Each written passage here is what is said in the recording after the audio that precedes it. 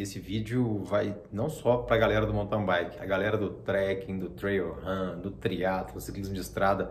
Quero falar sobre calor extremo. Esses dias uma pessoa me fez uma pergunta, a gente entrou numa discussão lá no Instagram, inclusive vou responder algumas perguntas que foram me feitas lá. Pô, a honra do Zé Gabriel, grande atleta da elite aí, também ter contribuído com a sua dúvida e fez um relato dele lá. E enfim, vamos falar sobre essa situação aqui que envolve a maioria dos esportes outdoor. E enfim, coloquei no Instagram, aqui tá fazendo frio, mesmo assim eu quero falar sobre isso. E uma galera aí das terras mais quentes do Brasil falou, não, aqui continua quente o ano inteiro, manda a dica aí. Então depois da vinheta vou falar sobre calor extremo, hidratação, dois tipos de calor, né, que fazem muita diferença para o seu pedal e uma dica bônus aqui pós-treino para você ajustar ainda mais essa questão aí nos seus treinos, beleza? Então vinheta na tela, daqui a pouco a gente se fala.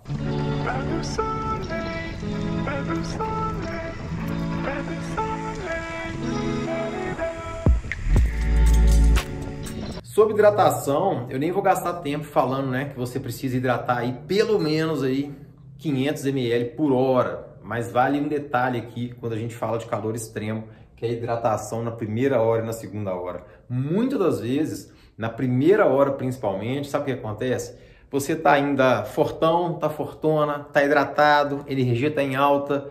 E aí, principalmente nesses momentos atuais, em muitas cidades, onde o sol racha, mas o vento tá fresco, você não se hidrata adequadamente na primeira hora, na segunda hora, e aí começa a entrar num down, começa a entrar num processo de desidratação e coloca o seu corpo para lutar contra, tá? É muito importante, né? Grande parte dos autores falam, é uma frase parecida com isso.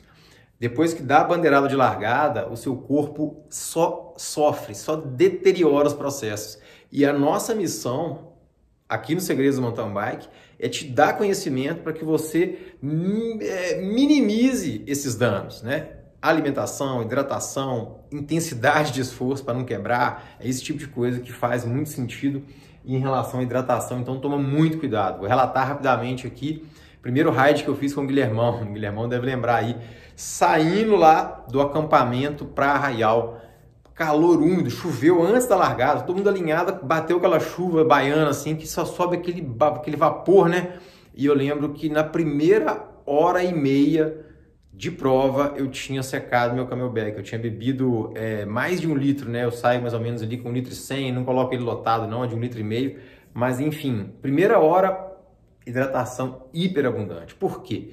Porque eu conheço meu corpo, eu conheço como é que eu funciono. E naquele dia eu percebi que eu estava derretendo, o braço começa a derreter, você começa a perceber, por exemplo, que a sua sapatilha, mesmo sem chover, está encharcada de suor. Se isso nunca aconteceu com você, vamos embora para o Brasil Ride para você ver isso de perto. Então é muito importante entender isso. Hidratação, fica ligado na primeira e na segunda hora, principalmente quando? Se a prova for de 1 hora, se o treino for de 1h30, 2 horas, não faz diferença quase nenhuma. Porém, se você tiver que passar de 3 horas fazendo esforço, essa primeira horinha aí pode te custar muito, muito caro, tá certo? Segundo ponto aqui, ó, calor seco e úmido. Vamos falar um pouco sobre isso que faz muita diferença, tá? Daqui a pouco eu vou dar uma dica também, que foi a primeira coisa que quando eu cheguei ano passado lá em Arraial, o Rodrigo Hilbert me abraçou e falou, doutor, é isso. Daqui a pouco eu conto. Antes vamos falar sobre calor seco e úmido. Eu participei e lembro muito bem de 2 cenários distintos. O primeiro, o calor seco, Bananeiras, puro mountain bike ano passado. Você sente realmente o sol te cozinhando e você vê a sua pele completamente seca. Então começa a entender essa diferença e já mete o like e compartilha esse vídeo. Por que isso faz diferença? No calor seco, o que acontece? O seu corpo produz suor. O suor serve para quê? Seu corpo joga o suor na sua pele, tá? Para quê? Quando o suor evapora, ele rouba calor do seu corpo e vai esfriando a sua superfície. O que acontece no calor seco? Você transpira e o suor evapora muito rápido, tá? O suor evapora muito rápido. Então é muito importante você fazer a dica do Rodrigo Hilbert, que eu passei para ele, quer dizer, que é de se molhar. Daqui a pouco eu vou explicar como, porquê, principalmente nas subidas longas, que é onde realmente a coisa ferve. Vamos falar depois então de calor úmido. O calor úmido é o grande vilão dos grandes transpiradores. Deixa eu dissecar isso aqui. Dentro dos atletas existem dois grandes grupos. O primeiro que transpira muito, o segundo que transpira menos.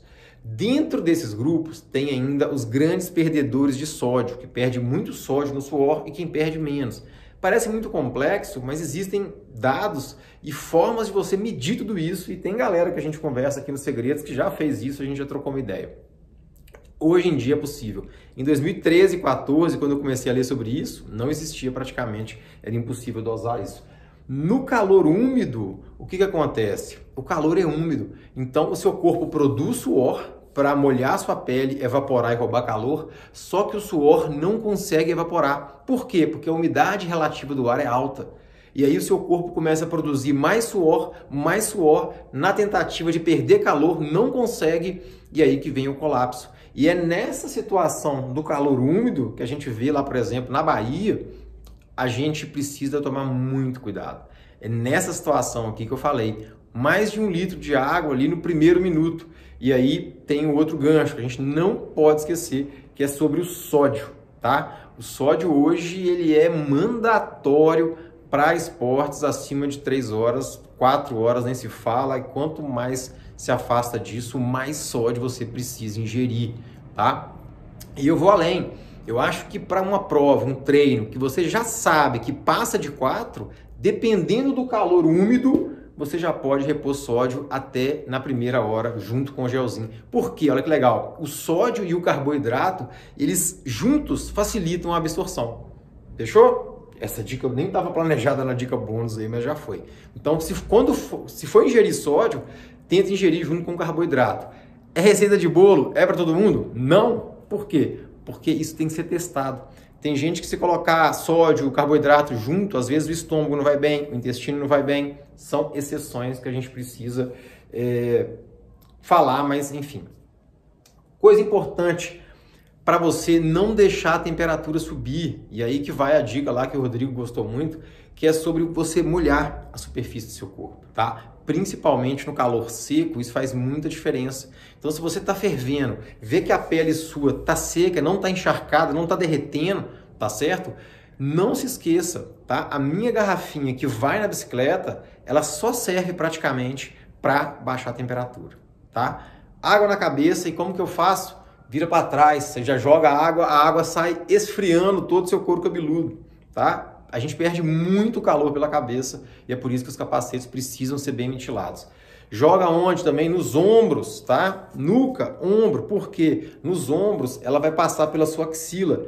Artéria axilar, tá? De grande fluxo sanguíneo na axila, nas virilhas. Então você pode jogar água nessas situações, nas pernas, nas coxas. Talvez na virilha não seja tão adequado. Testa aí se vai rolar bem para você, porque às vezes molha o bretelle, fica pior. Mas geralmente no calor extremo já está tudo molhado, né?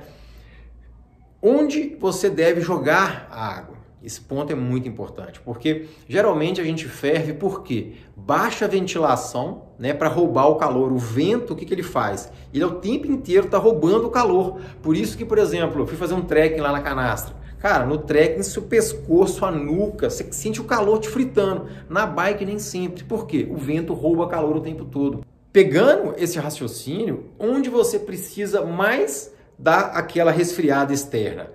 Nas subidas longas você passa muito tempo resfriando, ventilando pouco, vamos dizer assim, né? Resfriando, o ventilador fica desligado, a ventoinha fica desligada, tá? Então o que você tem que fazer? Dar aquela resfriada no pé da subida longa, Por quê? Aí vai uma dica também que ninguém fala por aí.